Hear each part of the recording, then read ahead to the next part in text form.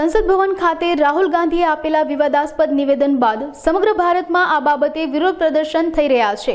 ત્યારે ભચાઉ નગરપાલિકા પાસે વિશ્વ હિન્દુ પરિષદ અને બજરંગ દળના કાર્યકર્તાઓએ એકત્ર થઈને હિન્દુઓ વિશે કરેલી ટિપ્પણીઓને લઈને વિરોધ પ્રદર્શન કર્યું હતું। રાહુલ ગાંધી હિન્દુ સમાજની માફી માંગે એવી માંગણી રજૂ કરવામાં આવી હતી। આ પ્રસંગે કચ્છ જિલ્લા વિશ્વ હિન્દુ પરિષદના ધર્મ પ્રસારના અધ્યક્ષ અવિનાશભાઈ જોશી, મહેશભાઈ સોની, રમેશભાઈ જોશી, હિતેશ કેલા, રામચંદ્ર જોશી, વાસુદેવ રાજગોર તથા આરએસએસના પંકજભાઈ લકુમ, રાજેશભાઈ જેસર, કૈલાસ પ્રજાપતિ તેમજ ભાજપના અર્જણભાઈ રબારી, ઇલાબેન શાહ, આઈજી જાડેજા, રાજેન્દ્ર ઠક્કર, રૂપલબેન દેસાઈ સહિત વીએચપી મહિલા વિભાગના ગીતાબેન રાઠોડ, નીતાબેન પટેલ ઉપસ્થિત રહ્યા હતા। હું ઇલાબેન ગોવિંદજી ભચાઉ અને કચ્છ જિલ્લામાં ઉપપ્રમુખ છું અને નગરપાલિકામાં ચૂંટાયેલી છું। મહિલા કોલેજ પણ ચલાવું છું।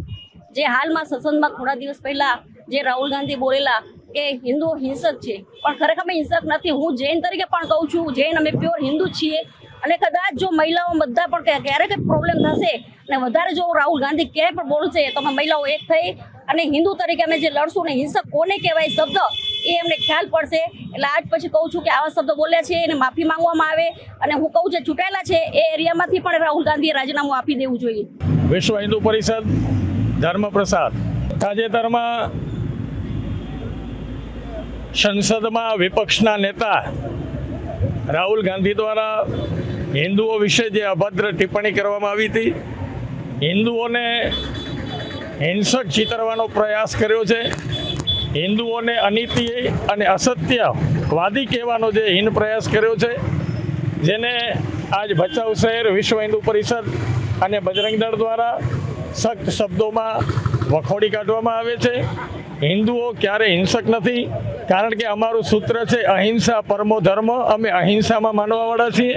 હિન્દુઓ ક્યારે હિંસક હોઈ શકે નહીં, પણ રાજકીય રોટલો શેકવા માટે એક અભદ્ર ટિપ્પણી કરી અને જે એણે વાણી વિલાસ કર્યો છે એને અમે સખ્ત શબ્દોમાં વખોડી કાઢીએ છીએ। રાહુલ ગાંધી સમગ્ર દેશના હિન્દુઓની માફી માંગે અને આ બાબતે યોગ્ય કાર્યવાહી સંસદ દ્વારા થાય આવી અમારી લાગણી અને માગણી અમે અહીંથી રજૂ કરી છે। અને આજ સમગ્ર ગુજરાતમાં દરેક તાલુકા મથક ઉપર આ રીતના કાર્યક્રમો થઈ રહ્યા છે અને મહામહિમ રાષ્ટ્રપતિજીને પણ આવેદનપત્ર વિશ્વ હિન્દુ પરિષદ પ્રદેશ દ્વારા આજ મૂકવામાં આવી રહ્યું છે।